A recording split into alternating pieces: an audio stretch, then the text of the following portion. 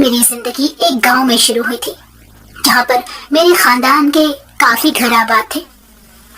زیادہ تر کا پیشہ کھیتی باڑی تھا، مگر میرے ابا کی طرح چند اور رشتہ دار تجارت کا کام بھی کرتے تھے۔ میں اپنے ماں باپ کا اکلوتا بیٹا تھا۔ حالانکہ ہم امیر نہیں تھے، مگر گاؤں میں کافی لوگوں سے زیادہ اچھے حالات میں زندگی گزار رہے تھے۔ ابا نے مجھے تعلیم دلوائی اور پھر میری زندگی کو سنوارنے کے لیے ایک ایسا قدم اٹھایا جس نے میری زندگی ہی تباہ کر دی۔ میں سوچ بھی نہیں سکتا تھا کہ میرا پڑھا لکھا ہونا اور شہر میں جا کر بس جانا ایک ایسا جرم بن جائے گا جس کی مجھے وہ سزا ملے گی جو ساری عمر کے لیے میرے گلے کا پھندا بن جائے گی۔ میرا نام راؤف ہے۔ میرا سارا بچپن میرے گاؤں میں گزرا تھا، جہاں میں اپنے اماں ابا اور باقی رشتہ داروں کے ساتھ رہتا تھا۔ اس گاؤں میں میرے باپ دادا شروع سے ہی رہتے چلے آئے تھے، اس لیے ابا کے زیادہ تر رشتہ دار بھی اسی گاؤں میں رہتے تھے۔ سب کی اپنی اپنی تھوڑی بہت زمینیں بھی تھی جن پر کاشتکاری کر کے سب اپنے گھر والوں کی ذمہ داریاں نبھا رہے تھے۔ میں جب چھوٹا سا تھا اس وقت ہمارے گاؤں کی کچی سڑکوں کی طرح ہمارا گھر بھی کچا تھا۔ میرے ابا کے 3 بھائی اور تھے، ان کے گھر بھی ہمارے آس پاس ہی تھے۔ سب بھائیوں کو گھر بنانے کے لیے زمین ان کے والد صاحب کی وراثت سے ملی تھی، اس لیے سب کے گھر بھی ایک جتنے بڑے اور زمین کا رقبہ بھی ایک جیسا ہی تھا۔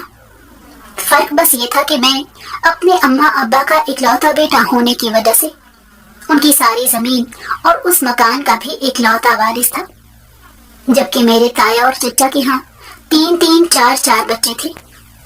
اکلوتا ہونے کی وجہ سے اماں ابا نے مجھے بڑے لاڈ پیار سے پالا تھا، میری ہر خواہش کو پورا کرتے تھے اور مجھے اچھی سے اچھی زندگی دینے کے لیے ابا کی کوششیں جاری رہتی تھیں۔ یوں تو ہمارے گاؤں کے تقریباً سبھی بچوں گاؤں کے اسکول میں پڑھتے تھے جو 5ویں تک تھا۔ ابا نے میرا داخلہ بھی اسی اسکول میں کروایا اور میری پڑھائی کے بارے میں پوچھنے کے لیے وہ ماسٹر صاحب کے پاس بھی جاتے رہتے تھے۔ میں پڑھنے میں بہت اچھا تھا اور کلاس میں ہمیشہ اول آتا تھا، جبکہ ابا کے بھائیوں کے بچے پڑھنے میں اتنے اچھے نہیں تھے، اس لیے وہ معمولی نمبروں سے پاس ہو جاتے۔ تب وہ لوگ باتیں بناتے تھے کہ ابا نے اسکول والوں کو پیسے کھلا کر میری پوزیشن دلوائی ہے، جبکہ حقیقت تو یہ تھی کہ وہ سب مجھ سے جلتے تھے، کیونکہ میں اکلوتا بھی تھا اور پڑھائی میں بھی ان کے بچوں سے آگے تھا۔ میری تربیت اماں ابا نے کچھ اس طرح سے کی تھی کہ میں اپنے کام سے کام رکھنے والا بچہ تھا، نہ غیر ضروری باتوں میں وقت ضائع کرتا تھا اور نہ ہی محلے کے بچوں کے ساتھ کھیلتا تھا۔ ہمارے گاؤں میں سب مل جل کر رہتے تھے، یہاں تک کہ گاؤں کا وڈیرا بھی سب کے ساتھ میل جول رکھتا اور سب کی عزت کرتا تھا۔ عام طور پر گاؤں کے وڈیرے جیسے ظالم اور سخت مزاج کے ہوتے ہیں، ہمارے گاؤں کا وڈیرا بالکل بھی ایسا نہیں تھا، بلکہ وہ تو ابا کی بڑی عزت کرتا تھا۔ اسی نے ابا کو پنچایت کا رکن بھی بنایا اور اپنی زمینوں کے معاملات میں بھی وہ ابا سے مشورے لیتا تھا، اس وجہ سے دونوں کا روز کا میل جول تھا۔ ابا جب وڈیرے کی حویلی میں اس سے ملنے جاتے تو کبھی کبھی مجھے بھی لے جایا کرتے تھے۔ تب وڈیرا مجھے حویلی کے اندر والے حصے میں بھیج دیتا جہاں اس کے بیوی بچے رہتے تھے۔ مجھے اچھی طرح یاد ہے، میں جب ہور سنبھالنے کے بعد پہلی مرتبہ حویلی میں گیا، اس وقت میری عمر 6 7 سال تھی۔ وڈیرے کی بڑی بیٹی جو مجھ سے تقریباً 10 سال بڑی تھی، میرے جانے پر وہ بہت خوش ہوتی اور مجھے اپنے ساتھ کھیلنے کا کہتی تھی۔ حالانکہ وہ مجھ سے کافی بڑی تھی، مگر اسے بچوں کی طرح کھیلنے کا بڑا شوق تھا۔ مجھے یہ بات بہت عجیب لگتی تھی۔ میں نے ایک دن اپنی حیرت کا اظہار ابا سے کیا تو وہ کہنے لگے کہ وڈیرے کی بیٹی کبھی حویلی سے باہر جا کر بچوں میں کھیل ہی نہیں ہے، اس کا سارا بچپن اسی طرح اکیلے گزر رہا ہے، اس وجہ سے وہ تمہارے جانے سے خوش ہو جاتی ہے۔ کوئی بات نہیں بیٹا، تم اس کے ساتھ کھیل لیا کرو۔ میں نے ابا کی بات سن کر کہا کہ اس کے چھوٹے ایک بھائی اور بہن بھی تو ہیں۔ تب ابا کہنے لگے کہ وہ تو تم سے بھی چھوٹے ہیں، اس لیے وہ تمہارے جانے پر خوش ہو جاتی ہے۔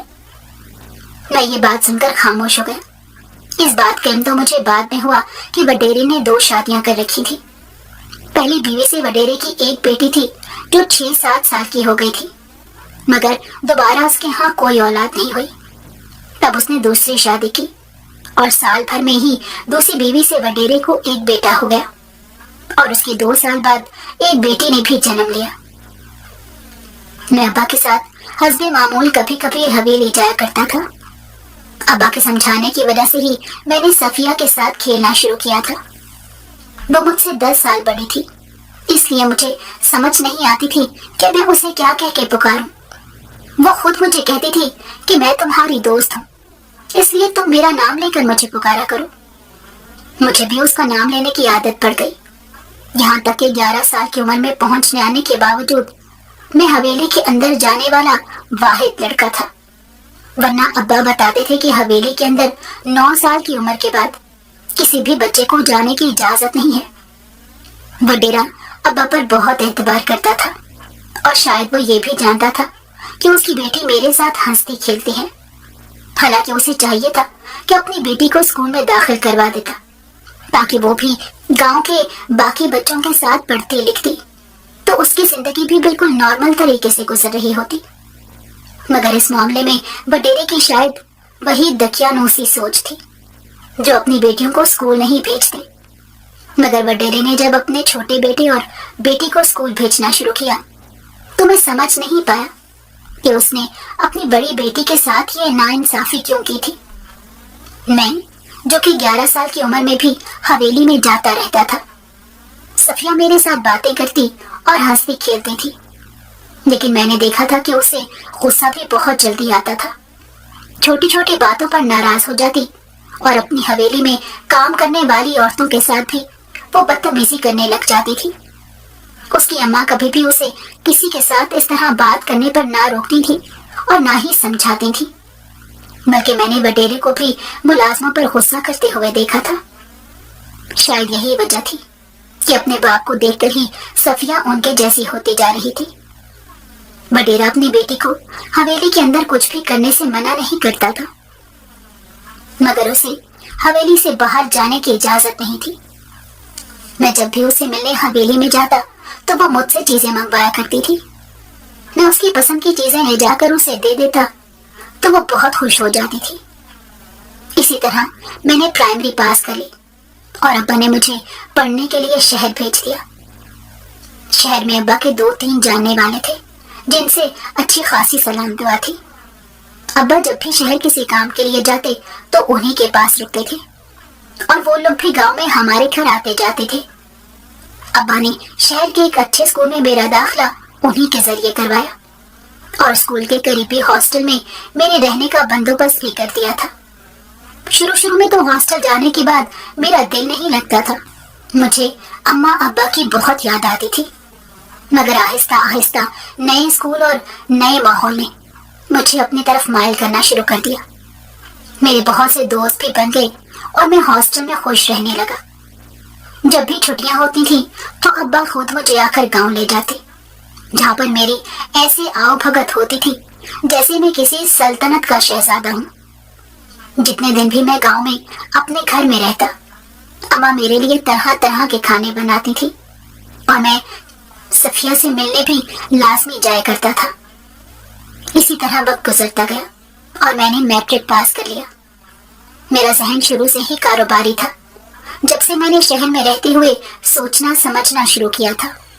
میرا دل چاہتا تھا کہ میں ایک کامیاب بزنس مین بن جاؤں، اس لیے میں آگے داخلہ بھی لینا چاہتا تھا، لیکن میری یہ کوشش تھی کہ میں شہر میں اپنی واقفیت کو بڑھا کر کسی نہ کسی طرح چھوٹے پیمانے پر کوئی کاروبار شروع کر لوں، کیونکہ میں جانتا تھا کہ ابا مجھے مکمل طور پر سپورٹ کریں گے۔ آخر میرے علاوہ ان کی کوئی اور اولاد بھی تو نہیں تھی، جو کچھ تھا وہ میرا ہی تھا، اور وہ بھی یہی چاہتے تھے کہ میں خوب ترقی کروں۔ انہوں نے کبھی بھی مجھے ڈاکٹر انجینئر بن کے نوکری کرنے کا نہیں کہا تھا، بلکہ وہ بھی مجھے کاروبار کرنے کے مشورے دیتے تھے۔ جب میں نے کالج میں ایڈمیشن لے لیا تو ایک دوست کے انکل سے میری ملاقات ہوئی، اور وہ ملاقات اسی سبب کی گئی تھی کہ مجھے ان سے بزنس کے بارے میں کچھ صلاح مشورے چاہیے تھے۔ وہ خود ایک کاروباری آدمی تھے انہوں نے مجھے چھوٹے پیمانے پر کاروبار شروع کرنے کا مشورہ دیا، جس میں مجھے صابن کی فیکٹری بنانے والی بات بہت پسند آئی، کیونکہ اس میں سرمایہ بھی کم تھا اور زیادہ تجربے کی بھی ضرورت نہیں تھی۔ میں نے ان سے ساری معلومات لے کر ابا سے بات کی تو ابا نے بھی میری حوصلہ افزائی کی اور مجھے انویسٹمنٹ دینے کا وعدہ بھی کیا۔ مجھے اندازہ تھا کہ ابا نے اپنی کمائی سے کافی کچھ جوڑ کے رکھا ہوگا اور پھر وہ آدھی زمین بیچ کر بھی مجھے زیادہ پیسہ دے سکتے تھے۔ ابا نے ایسا ہی کیا۔ جتنی جمع پونجی ابا کے پاس تھی اس کے ساتھ ساتھ انہوں نے آدھی زمین بیچ کر سارا پیسہ میرے حوالے کر دیا۔ انہیں مجھ پر بہت اعتبار تھا۔ ایک مرتبہ بھی ان کے منہ سے میں نے یہ بات نہیں سنی کہ میری ناتجربہ کاری کی وجہ سے کہیں پیسہ ڈوب نہ جائے، کیونکہ ایسا ہونے کے چانس بہت کم تھے۔ میں ایک چلتے ہوئے کاروبار میں پیسہ لگانے کی سوچ رہا تھا اور میں نے ایسا ہی کیا، جس کا مجھے بالکل وہی فائدہ ہونے لگا جو میرے ذہن میں تھا۔ کاروبار میں انویسٹ کرنے کے بعد ہر مہینے اچھا خاصا پروفٹ میرے بینک اکاؤنٹ میں آنے لگا، مگر میں نے بڑے صبر سے کام لیا اور انٹر کے امتحان دینے تک خود کو روک کر رکھا۔ مگر جیسے ہی میں نے انٹر کے امتحان دیے تو اپنے دوست کے اسی انکل کے ذریعے فیکٹری کے لیے شہر میں ایک زمین خریدی اور اس پر چھوٹا سا سیٹ اپ بنا لیا۔ میرے اکاؤنٹ میں 1.5 سال میں کافی پیسہ جمع ہو چکا تھا۔ ابا بھی بہت خوش تھے کیونکہ میں ان کی توقعات پر پورا اتر رہا تھا۔ مگر جیسے ہی میری فیکٹری کا کام شروع ہوا تو مجھے اور زیادہ سرمایہ کی ضرورت پڑ گئی، مگر اب نہ تو میرے پاس پیسہ تھا اور نہ ہی ابا کے پاس کچھ تھا۔ زمین کا جو آدھا ٹکڑا باقی بچا تھا اس سے بھی کچھ زیادہ فائدہ ملنے کی امید نہیں تھی۔ تب ابا نے ایک دن مجھے فون کر کے گاؤں میں بلایا کہ ایک مرتبہ آ کر میری بات سن لو، بہت فائدے میرا ہو گئے۔ میں یہ سوچ کر گاؤں اپنے گھر چلا گیا کہ ہو سکتا ہے ابا نے پیسے کا کوئی انتظام کر لیا ہو یا ان کے دماغ میں کچھ تو چل رہا ہوگا۔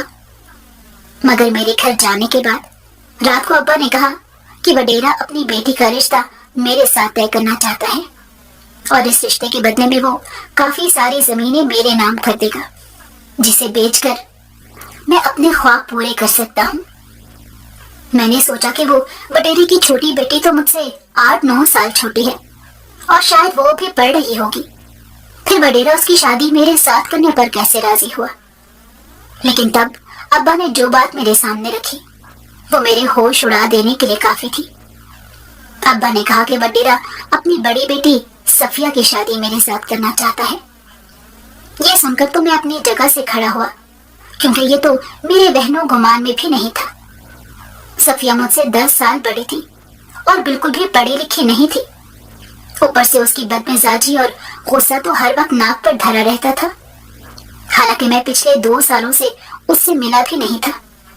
جب میٹرک امتحان دینے کے بعد میں گاؤں اپنے گھر گیا تب میری صفیہ سے ملاقات ہوئی تھی اور تب شاید اس کی شادی کی بات چیت حویلی میں چل رہی تھی۔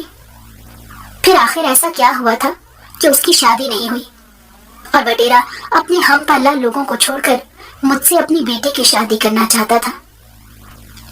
میرے پوچھنے پر ابا نے بتایا کہ جہاں پر صفیہ کی شادی طے ہوئی تھی وہاں رشتہ ہونے کے کچھ دن بعد ہی اس لڑکے کا ایک ایکسیڈنٹ ہو گیا، تو اس کے گھر والوں نے اپنی بیٹی کے لیے صفیہ کو منحوس قرار دے دیا، حالانکہ وہ اچھی طرح جانتے تھے کہ صفیہ بھی انہی کی طرح ایک وڈیرے کی بیٹی ہے، مگر انہیں اس بات سے کوئی فرق نہیں پڑتا تھا۔ انہوں نے خود رشتے سے انکار کر دیا۔ اس کے بعد صفیہ نے کہیں پر بھی شادی کے لیے اپنے باپ کے سامنے رضامندی نہیں دکھائی اور اب صفیہ نے خود مجھ سے شادی کرنے کی خواہش کا اظہار اپنے باپ کے سامنے کیا تھا۔ ویسے بھی اس کی عمر 30 سے اوپر ہو چکی تھی۔ وڈیرا بھی اچھی طرح جانتا تھا کہ اگر وہ ایسے ہی شادی سے انکار کرتی رہی تو ساری زندگی حویلی میں ہی بیٹھی رہ جائے گی، اور پھر میرا تو شہر میں روشن مستقبل بھی وڈیرے کو نظر آ رہا تھا۔ میں یہ سب سن کر خاموش ہو گیا۔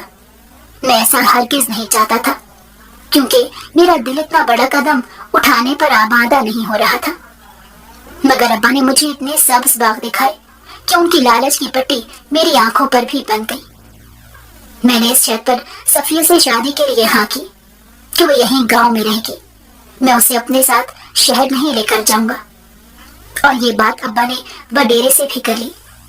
वडेरे को इस बात पर कोई एतराज नहीं था। इस तरह मेरा रिश्ता सफिया के साथ तय हो गया और 15 दिन बाद शादी होना करार पाई। मैं शहर चला गया था और शादी से 2 दिन पहले गांव वापस आया।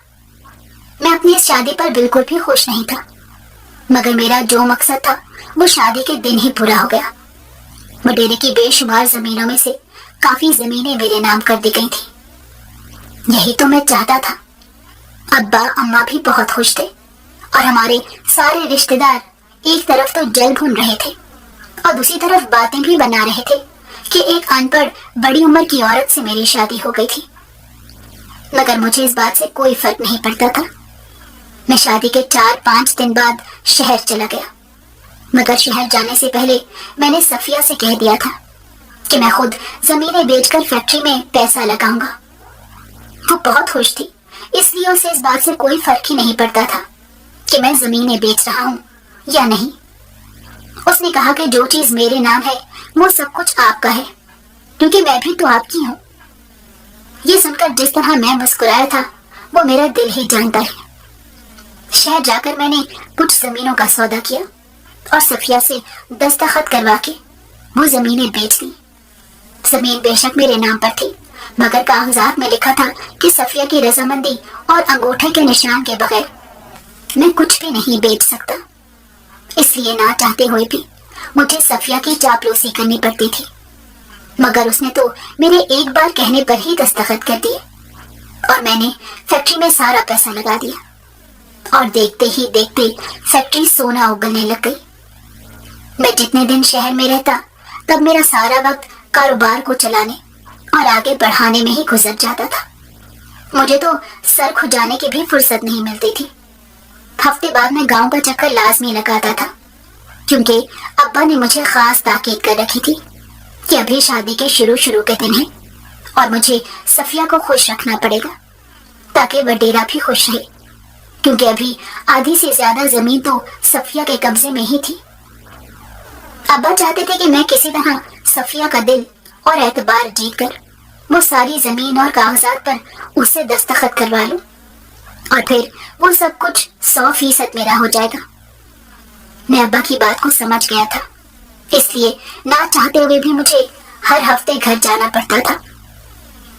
मैं जब भी घर जाता तो सफिया लाल जोड़ा पहन के किसी दुल्हन की तरह तैयार हो जाती और मुझे उसकी झूठी तारीफें करनी पड़ती थी। शुरू के 1.5-2 महीने तो किसी तरह गुजर ही गए, मगर उसके बाद वो मुझसे मजीद चापलूसी के ड्रामे नहीं हो पा रहे थे। सफिया भी अब पहले की तरह बनती जा रही थी। उसके गुस्से से तो कोई भी बच नहीं पाता था।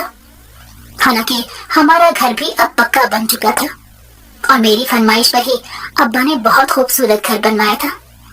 सफिया के बाप ने 3-4 नौकर भी रखवा दिए थे ताकि उसकी बेटी को काम ना करना पड़े। मगर वक्त गुजरने के साथ साथ मुझे एहसास होने लगा कि मैंने एक अनपढ़ और बड़ी उम्र की औरत से शादी करके अपने साथ बहुत ज्यादती की है। हाँ, ये दुरुस्त था कि मैं उसी के पैसे पर अपना कारोबार चमका रहा था, मगर मेरे लिए ये बड़ी नाकाबिले बर्दाश्त बात होती जा रही थी कि मुझे हर हफ्ते उसी की वजह से घर जाकर 2 दिन गुजारने पड़ते थे। उसकी अजीब अजीब सी फरमाइशें और मुझे अपनी मर्जी के मुताबिक चलाने की कोशिशें बहुत बुरी लगने लगी थी। मैं जब भी गांव जाता तो उसका मुतालबा होता था कि मैं उसके लिए शहर से तहाइफ लेकर जाया करूं, मगर जब मेरा दिल ही उसके साथ राजी नहीं था तो मैं कैसे उससे झूठे इजहार मोहब्बत कर सकता था।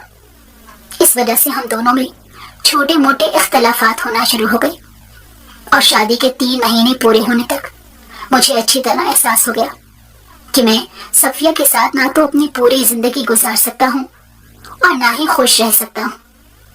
मैंने इस सिलसिले में अब्बा से बात की तो अब्बा ने कहा कि सफिया को छोड़ने का मतलब है कि जमींदार से दुश्मनी मोल ली जाएगी। वो तो हमें गांव में सुकून से रहने भी नहीं देगा और फिर जो जमीनें बेच के पैसा तुमने फैक्ट्री में लगाया है वो भी भरना पड़ेगा।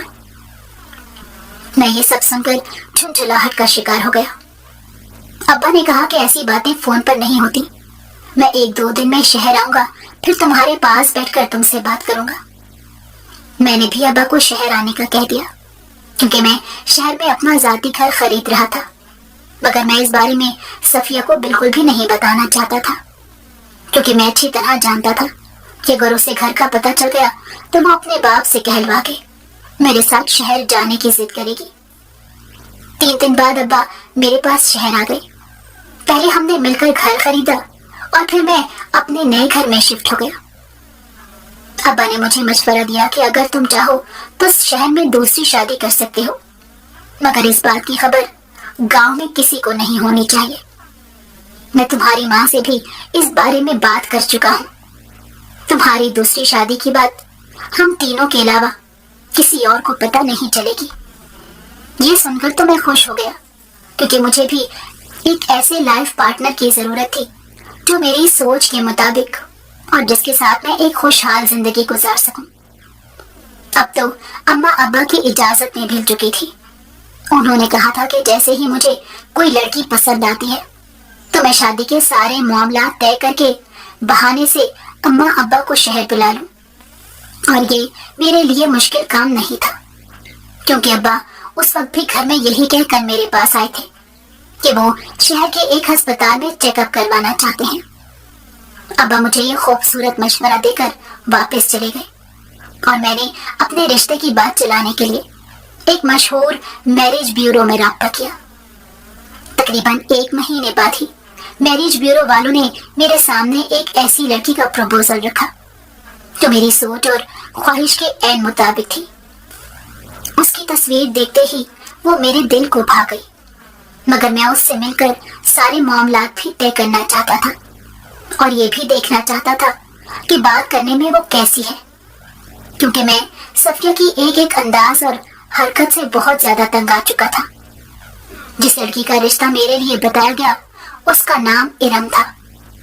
وہ شہر میں ہی پلی بڑی ایک پڑھی لکھی اور خوبصورت لڑکی تھی. جب میں اسے پہلی مرتبہ ایک ریسٹورانٹ میں ملا تو مجھے اس کے کانفیڈینس نے بہت متاثر کیا. میں نے اسے بتایا کہ میرا سارا خاندان گاؤں میں رہتا ہے, جہاں پر خاندان کے پریشر کی وجہ سے ہی میری شادی مجھ سے 10 سال بڑی عمر کی عورت سے کر دی گئی ہے, جبکہ میں اس کے ساتھ نہ تو خوش ہوں اور نہ ہی ساری زندگی گزار سکتا ہوں. ارم میری بات سن کر تھوڑی حیران ہوئی. میں نے اسے کہا کہ میں پہلے ہی اپنی شادی کے بارے میں اسے اس لیے بتا رہا ہوں کہ آگے چل کر بھی تمہیں پتا چلے گا تو تمہیں لگے گا کہ میں نے تمہیں دھوکہ دیا ہے, مگر میری دھوکہ دینے کی کوئی نیت نہیں ہے. البتہ میں اپنی دوسری شادی کے بارے میں صفیہ کو نہیں بتا سکتا, لیکن میرے ماں باپ اس شادی میں شرکت کریں گے. یہ سن کر ارم نے مجھ سے تھوڑا سوچنے کا وقت لیا, اور پھر 3 دن بعد ہی اس نے فون کر کے شادی کے لیے ہاں کر دی اور مجھے اپنے گھر کھانے پر بلایا. یوں تو اس کا تعلق مڈل کلاس فیملی سے تھا, مگر وہ پڑھے لکھے اور سلجھے ہوئے لوگ تھے. بڑی مختصر سی فیملی تھی. ارم کے ماں باپ کے علاوہ اس کا ایک ہی بھائی تھا, اور دونوں بہن بھائیوں کی شادی اکٹھی ہونی تھی. میں نے ارم کے والدین سے بات کی کہ میرے اماں ابا شادی میں شرکت کے لیے ہی شہر آئیں گے, کیونکہ کچھ وجوہات کی بنا پر ہم سارے خاندان میں یہ ظاہر نہیں کر سکتے. میں نے ارم کے والدین کو کچھ ایسی باتیں بتائیں جن کا کوئی وجود نہیں تھا, مگر وہ لوگ اس بات پر قائل ہو گئے کہ میرا خاندان مجھ سے جلتا اور حسد کرتا ہے, اور میں اپنی شادی شدہ زندگی کو سب کی بری نظروں سے محفوظ رکھنا چاہتا ہوں. اس طرح 1 مہینے بعد میری اور ارم کی شادی ہو گئی. اس شادی میں اماں ابا بھی شرکت کے لیے شہر آ گئے تھے, اور میری شادی کے 2 دن بعد وہ لوگ واپس گاؤں چلے گئے. دراصل شہر میں میری رہائش کہاں تھی اور میرا آفس کہاں تھا, اس بارے میں وڈیرے کو بھی نہیں معلوم تھا. میں نے ایک چھوٹا سا فلیٹ کرائے پر لے رکھا تھا, جس کا ہر مہینے کرایہ بھرتا تھا, تاکہ گاؤں سے کبھی صفیہ یا اس کے گھر والے شہر آئے تو میں اس فلیٹ میں جا کر رہنے کا ناٹک کر سکوں.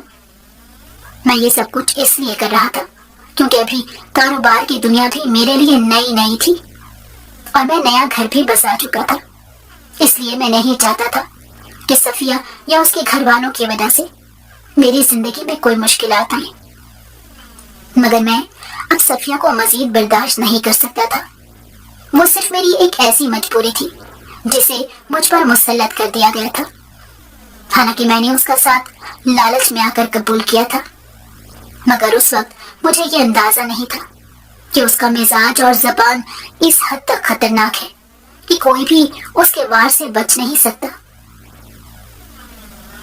ارم کے ساتھ میری ایک خوبصورت زندگی شہر میں شروع ہو چکی تھی۔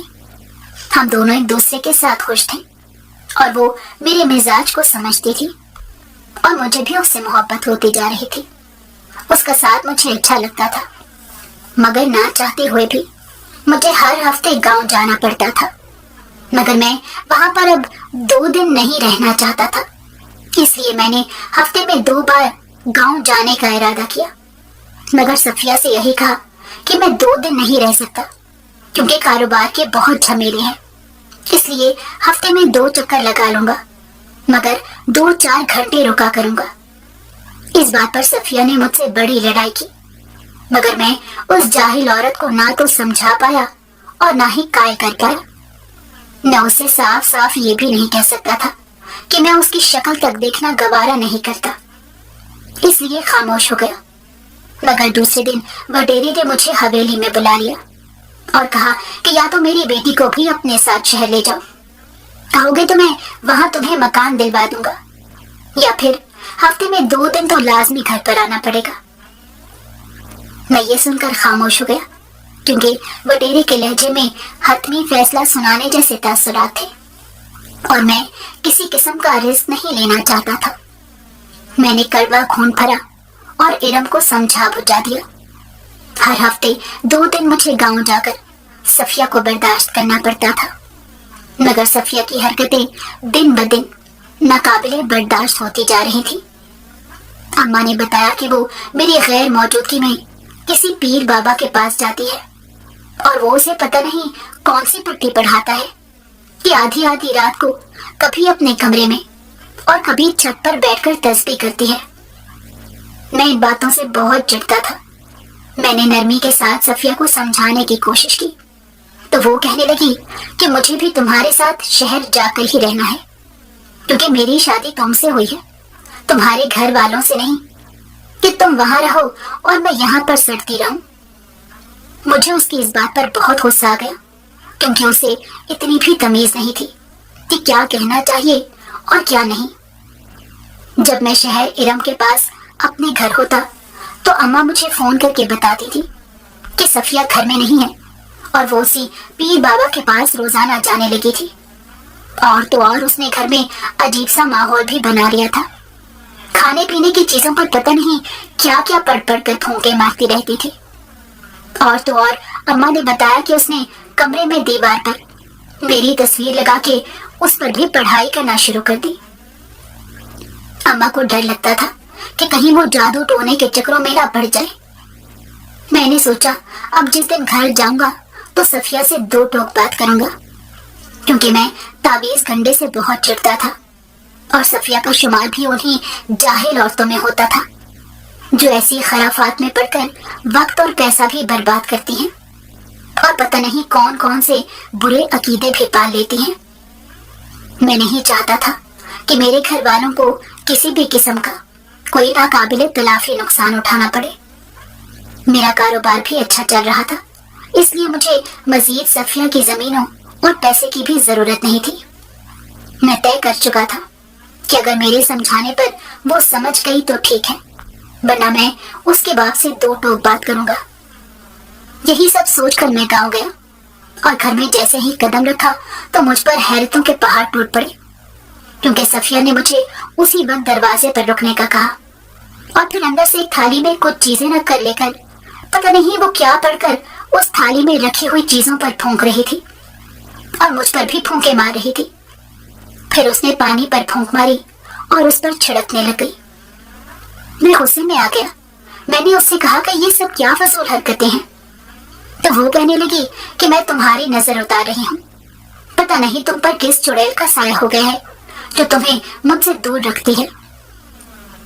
میں نہیں جانتا تھا کہ اسے کچھ پتہ چل گیا تھا یا وہ ہوا میں تیر چلا رہی تھی، مگر مجھے اتنا یقین تھا کہ اگر اسے کچھ بھی معلوم پڑے گا تو وہ ہنگامہ کیے بغیر نہیں رہ سکتی۔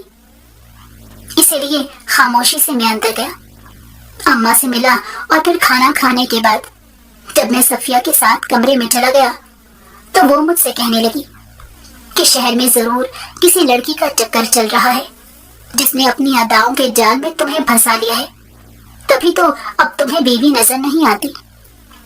میں نے اسے کہا کہ ایسی کوئی بات نہیں ہے، اور اسے سمجھانے کی کوشش کی کہ وہ یہ عملیات اور تعویذ گھنڈے کے چکر میں نہ پڑے، کیونکہ ان سب میں صرف اور صرف نقصان کے سوا اور کچھ نہیں ہے۔ مگر اس کا تو شاید دماغ خراب ہو گیا تھا، وہ ایک دم سے غصے میں آ گئی اور کہنے لگی کہ اب تو مجھے پورا یقین ہو گیا کہ تم شہر میں لڑکیوں کے ساتھ عیاشی کرتے ہو، تبھی تو تمہیں میری ضرورت نہیں پڑتی۔ میں نے اسے فضول بکواس کرنے سے روکنا چاہا، مگر وہ قابو سے باہر ہوتی جا رہی تھی۔ اس کی آواز بھی اتنی تیز ہو گئی کہ اماں ابا بھی آسانی سے سن سکتے تھے۔ میں نے اسے خاموش ہونے کا کہا، مگر وہ میری بات ہی نہیں سن رہی تھی، حالانکہ میں اس سے بات کرنے اور سمجھانے کی غرض سے ہی گھر گیا تھا، مگر اس نے پتہ نہیں کیا کچھ کر کے میرا دماغ اتنا خراب کر دیا کہ میں نے غصے میں آ کر کھڑے کھڑے اسے طلاق دے دی۔ اس کے بعد تو اس کی بولتے ہی بند ہو گئی۔ اس نے فوراً چادر اٹھائی اور روتے ہوئے گھر سے باہر چلی گئی۔ وہ یقیناً اپنے باپ کے پاس حویلی میں جائے گی۔ اماں ابا ایک دم سے پریشان ہو گئے۔ انہوں نے مجھے کہا کہ تم فوراً شہر چلے جاؤ، ورنہ غصے میں آ کر کہیں حویلی والے تمہیں نقصان پہنچانے کی کوشش نہ کریں۔ میں فوراً شہر کے لیے نکل گیا تھا۔ کچھ دیر کے لیے تو میں بھی بڑا پریشان ہوا اور شدید گھبراہٹ میں تھا۔ جیسے ہی شہر میں اپنے گھر پہنچا تو ارم مجھے ایسے پریشان دیکھ کر پوچھنے لگی کہ کیا ہوا ہے۔ میں نے اسے ساری بات بتا دی، تب وہ بالکل خاموش ہو گئی اور پھر مجھے کہنے لگی کہ میرے ساتھ آئیں، میں آپ کو ایک چیز دکھاتی ہوں۔ میں اس کے پیچھے پیچھے چلا گیا۔ وہ مجھے گھر کے پچھلے والے حصے میں لے گئی جہاں پر کپڑے سے کچھ ڈھانپ کر رکھا ہوا تھا۔ میں نے اسے پوچھا کہ یہ کیا ہے، تو اس نے اس جگہ سے چادر ہٹائی اور میرے قدموں کے نیچے سے زمین نکل گئی، کیونکہ وہاں پر ایک ٹوکری پڑی تھی جس میں کالے بکرے کی سری، کچھ ہڈیاں اور لال رنگ کا کپڑا تھا۔ میں نے کہا کہ یہ سب کیا ہے اور کہاں سے آیا؟ تو کہنے لگی کہ صبح آپ جیسے ہی گھر سے نکلے ہیں تو دروازے پر کوئی آیا اور کہنے لگا کہ گاؤں سے آپ کے ابا نے کچھ سامان بھجوایا ہے۔ انہوں نے آپ کے ابا کا نام لیا تھا، اس لیے میں نے کہا کہ سامان اندر لے آئے۔ تو وہ کہنے لگے کہ انہوں نے کہا تھا کہ سامان صحن کے پچھلے والے حصے میں رکھ دینا۔ میں نے رکھوا لیا، مگر جب وہ دونوں آدمی گھر سے جانے لگے تو مجھ سے کہنے لگے کہ سامان کو دیکھیے گا نہیں، رؤوف بھائی خود ہی آ کر دیکھیں گے۔ وہ لوگ یہ کہہ کر چلے گئے، مگر پتہ نہیں کیوں میرا دل بڑا پریشان تھا۔ مجھے ایسے لگ رہا تھا کہ جیسے کچھ اچھا نہیں ہو رہا، اس لیے میں یہاں آئی اور میں نے ٹوکری کھول کر دیکھی تو میری روح کانپ اٹھی، کیونکہ اس میں یہ سب کچھ پڑا تھا۔ یہی تاروں پر چادریں دھو کر ڈالی تھی، انہی میں سے ایک چادر کھینچ کر میں نے اس کے اوپر پھیلا دی اور پھر اندر جا کر بیٹھ گئی۔ تب سے میں اس طرف آئی ہی نہیں، کیونکہ مجھے بہت ڈر لگ رہا تھا۔ ارم بہت زیادہ گھبرائی ہوئی تھی۔ میں نے اسے حوصلہ دیا کہ کچھ نہیں ہوتا۔ پھر میں نے وہ سارا سامان اٹھایا اور گاڑی میں رکھ کر شہر سے باہر بنی ہوئی نہر میں لے جا کر بہا دیا۔ واپس آتے ہوئے میں یہی سوچ رہا تھا کہ مجھے صفیہ کے ساتھ اتنا بے رخی والا رویہ اختیار نہیں کرنا چاہیے تھا۔ شاید اگر میں ایسا نہ کرتا تو وہ بھی غلط راستے پر نہ چلتی۔ لیکن ہمارے معاشرے میں عورتیں تعویذ گھنڈے کی طرف ہی کیوں جاتی ہیں؟ کیا انہیں نہیں معلوم کہ یہ سب کتنا سخت گناہ ہے؟ یہی سب سوچتے ہوئے میں گھر واپس آیا۔ مجھے گاؤں سے آئے ہوئے بھی کافی دیر ہو چکی تھی، اس لیے میں نے ابا کو فون کر کے خیر خیریت معلوم کی تو ایک حیرت انگیز انکشاف مجھ پر ہوا جس کے بارے میں نے سوچا نہیں تھا۔ ابا نے بتایا کہ جب میں نے صفیہ کو طلاق دی تو وہ چادر اوڑھ کر حویلی جانے کی بجائے اس ڈھونگی پیر بابا کے پاس چلی گئی تھی تاکہ اسے بتا کر وہ میری شامت بلا سکے، مگر اس نے صفیہ کو وہیں پر بٹھا لیا اور کہنے لگا کہ اتنے گھنٹے کا چلا کاٹنا پڑے گا لیکن وہ مجھے سبق ضرور سکھائے گا۔ یہ سن کر صفیہ بھی مان گئی اور وہیں اس کے پاس بیٹھ گئی، مگر اس ڈھونگی پیر نے صفیہ کے ساتھ کچھ نازیبا حرکتیں کرنے کی کوشش کی۔ دوسری طرف صفیہ کے گھر سے جانے کے بعد جب میں شہر سے نکلا تھا تو ابا خود ہی حویلی میں اور وڈیرے کے پاس چلے گئے تھے، مگر صفیہ کو وہاں نہ پا کر ابا نے وڈیرے کو مختصراً ساری بات بتائی اور کہا کہ وہ یقیناً پیر کے گھر گئی ہوگی۔ وڈیرا بھی ابا کے ساتھ وہاں پیر کے ڈیرے پر پہنچ گیا۔ اسی طرح صفیہ کی عزت اور جان بچ گئی، ورنہ وہ پیر پتہ نہیں صفیہ کے ساتھ کیا کرتا۔ مگر جو کچھ ہوا تھا اس نے صفیہ کی آنکھیں کھول دی کہ وہ پیر کوئی کرامت کرنے والی ہستی نہیں، بلکہ وہ اسی طرح لوگوں کو اور خاص طور پر عورتوں کو بے وقوف بنا کر ان سے پیسہ بھی لوٹتا تھا اور ان سے فائدہ بھی اٹھاتا تھا۔ صفیہ کو اس بات کا بہت صدمہ لگا کہ اس نے ایک ڈھونگی پیر کی باتوں میں آ کر اپنا گھر خراب کر لیا تھا۔ یہ سب سن کر مجھے بھی افسوس ہوا، مگر ابا نے مجھے ایک اور بات بتائی جس کے بارے میں کوئی نہیں جانتا تھا، اور یہ بات ابا کو وڈیرے نے خود بتائی تھی۔ دراصل صفیہ بچپن میں کھیلتے ہوئے بہت بری طرح سے گری تھی تو اس کے دماغ پر چوٹ لگی تھی، جس کی وجہ سے وہ کافی سال تک بہت بیمار رہی۔ اسی وجہ سے وڈیرے نے نہ تو اسکول میں داخل کروایا اور نہ ہی یہ بات حویلی سے باہر نکلنے دی کہ اس کی بیٹی بچپن میں ہی پاگل اور ذہنی مریض کے طور پر سب کی نظر میں نہ آ جائے، اور وڈیرے نے اندر ہی اندر سب سے چھپا کر اس کا علاج تو کروا لیا، مگر لوگوں میں نہ گھلنے ملنے کی وجہ سے وہ عجیب سی شخصیت کی مالک بن گئی، اور پھر 2 مرتبہ اس کی شادی نہ ہونے کی وجہ سے وہ ذہنی طور پر کافی اپسیٹ ہو گئی تھی۔ ایک شادی تو وہ ٹوٹی تھی جو وڈیرا اپنی مرضی اور پسند سے کروانا چاہتا تھا، مگر اس سے پہلے صفیہ نے خاندان میں ہی کسی کو پسند کیا تھا اور وہاں پر شادی کی بات بھی چل رہی تھی، مگر وہ لڑکا اچانک سے ایک جان لیوا بیماری میں مبتلا ہو گیا اور شادی ہونے سے پہلے ہی بھری جوانی میں دنیا سے چل بسا۔ یہی وجہ تھی کہ جب دوسری جگہ رشتہ ہونے پر لڑکے کا ایکسیڈنٹ ہوا تو لڑکے والوں نے صفیہ کو منحوس قرار دے کر شادی سے انکار کر دیا، کیونکہ وہ اس کے پہلے رشتے کے بارے میں جانتے تھے۔ میں خاموشی سے فون پر یہ سب باتیں سن رہا تھا، ارم بھی میرے پاس بیٹھی یہ سب کچھ سن رہی تھی۔ میرے پاس تو کہنے کو کچھ نہیں رہا تھا۔ میں نے ابا سے اجازت لی اور فون رکھ دیا۔ اس بات کے چند دن بعد مجھے پتا چلا کہ صفیہ امید سے ہے۔ میرے لیے بہت بڑی بات تھی کیونکہ وہ میرے بچے کو جنم دینے والی تھی، مگر میں اس سے جینے کی آخری امید نہیں چھین سکتا تھا۔ نہ ہی میں نے اس سے رابطہ کرنے کی کوشش کی اور نہ میرے ذہن میں کوئی ایسا ویسا پلان تھا، بلکہ میں نے ابا اور اماں سے بھی کہہ دیا کہ آپ لوگ اپنے پوتا یا پوتی کو ملیے گا، بے شک وہ اپنی ماں کے ساتھ آپ کے گھر میں بھی آئے جائے، مگر میرا اس بچے پر صرف اتنا حق ہوگا کہ میں اس کی کفالت کروں گا، مگر اسے صفیہ پالے گی، کیونکہ میں نہیں چاہتا کہ وہ جینے کی آخری امید بھی کھو دے۔ ابا میرے فیصلے پر خوش ہو گئے کیونکہ اس بات کا احساس تو انہیں بھی تھا کہ لالچ میں آ کر ہم نے صفیہ کے ساتھ زیادتی کی تھی۔ آج اس بات کو 1 سال گزر چکا ہے۔ صفیہ نے ایک بیٹے کو جنم دیا جو بالکل صحت مند اور تندرست ہے۔ میں ہر مہینے خرچہ بھیجتا ہوں، حالانکہ صفیہ کے پاس روپے پیسے کی کمی نہیں، مگر باپ ہونے کی حیثیت سے میرا اتنا تو فرض بنتا ہے، اور صفیہ بھی بیٹے کے آ جانے کے بعد بالکل مطمئن زندگی گزار رہی ہے۔ اسے اب کسی بھی سہارے کی ضرورت نہیں ہے۔